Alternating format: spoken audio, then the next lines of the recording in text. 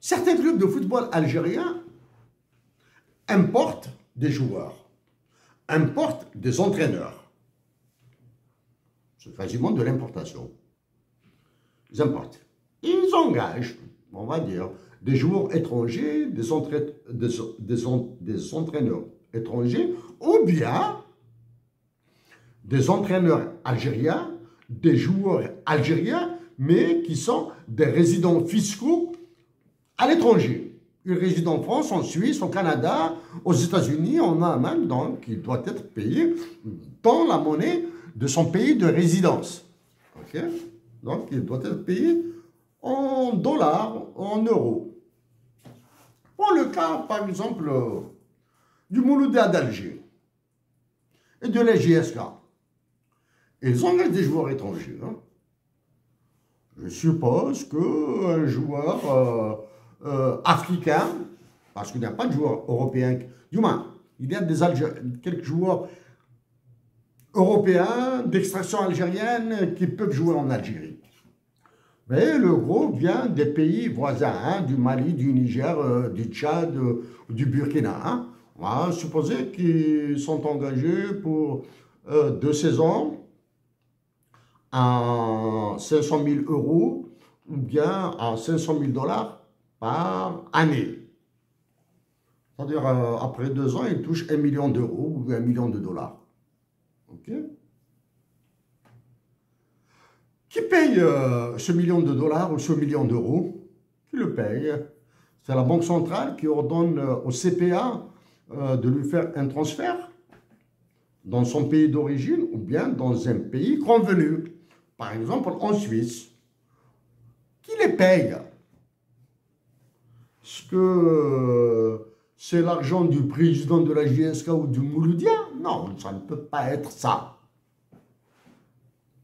C'est l'argent de qui ça? Des PTT, des télécommunications mobilistes, ou comment ils s'appellent là, l'argent des entrepreneurs, des sociétés privées, des patrons algériens qu'on force à les payer, tant pis pour eux s'ils acceptent.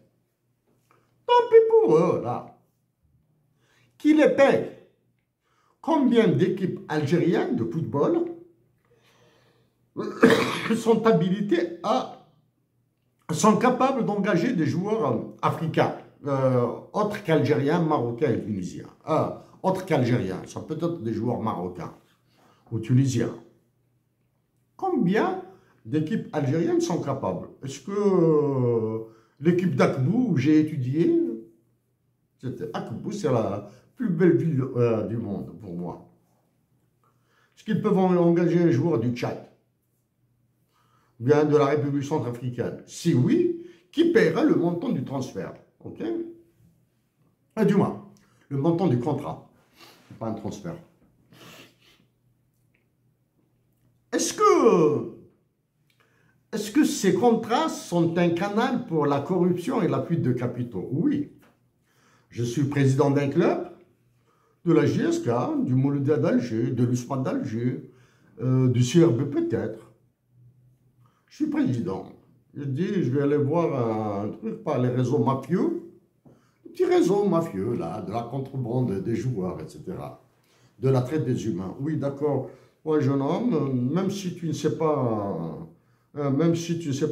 tirer un ballon, je te donne 150 000 euros par année.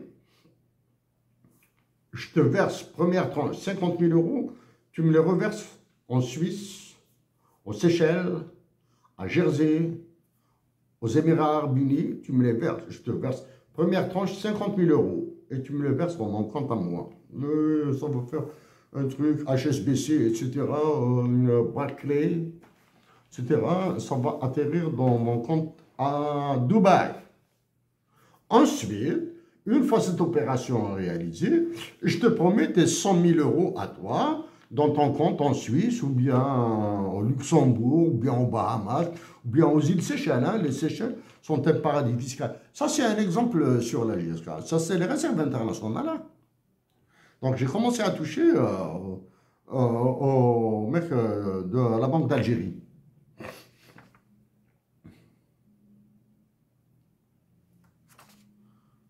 La Banque d'Algérie, chers compatriotes, voici l'organigramme de la Banque d'Algérie. Il y a un gouverneur, il y a des vice-gouverneurs, j'ignore combien.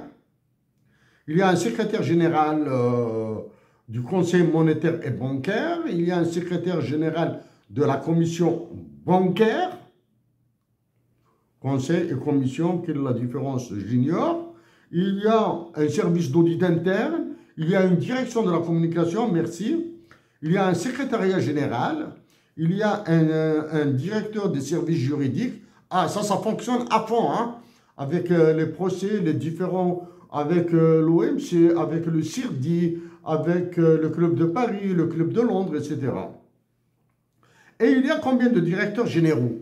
À l'intérieur de la Banque d'Algérie, donc en plus du gouverneur, il y a des vice-gouverneurs, il y a, ce sont les autres, ceux que je viens de citer, il y a un directeur général de l'inspection générale, un directeur général du crédit et de la réglementation bancaire, ça fait 2. Un directeur général des études, l'inflation, un directeur général des études du taux directeur, des opéros de repo, okay. Un directeur général des relations financières extérieures, un directeur général d'échange, taux de change,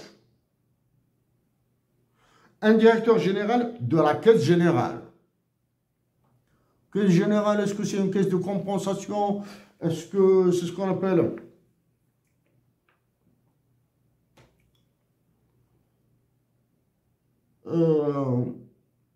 un guichet unique?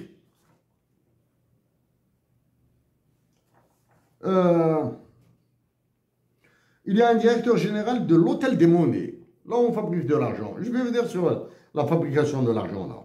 Il y a un directeur général de l'administration et des moyens. L'administration, pour acheter des stylos, pour acheter des ordinateurs, pour acheter des voitures, pour acheter du matériel de nettoyage des toilettes et des bureaux, je ne sais pas quoi, là, hein, si ce n'est pas sous-traité. Hein. Directeur général des ressources humaines, un directeur général du réseau et des systèmes de paiement. Réseau et système de paiement, s'il vous plaît. Là, hein. Et il y a le directeur général de l'école supérieure de banque. Ça, c'est très important. Le directeur général de l'école supérieure de banque. Donc, chaque direction générale est formée de directions. Par exemple, la direction générale d'échange, elle contient la direction de la dette extérieure. La dette extérieure, elle est de 4 milliards ou de 7. Je vais revenir dessus. La direction de la balance des paiements, je vais revenir dessus. La direction du contrôle d'échange. Contrôle d'échange, c'est-à-dire les immigrés qui viennent, les Algériens qui partent, les 750 € d'allocation touristique, etc. Ben, il y a ça. Donc, il y a 1, 2, 3, 4, 5, 6, 7, 8, 9, 10, 11. Il y a 11 directeurs généraux.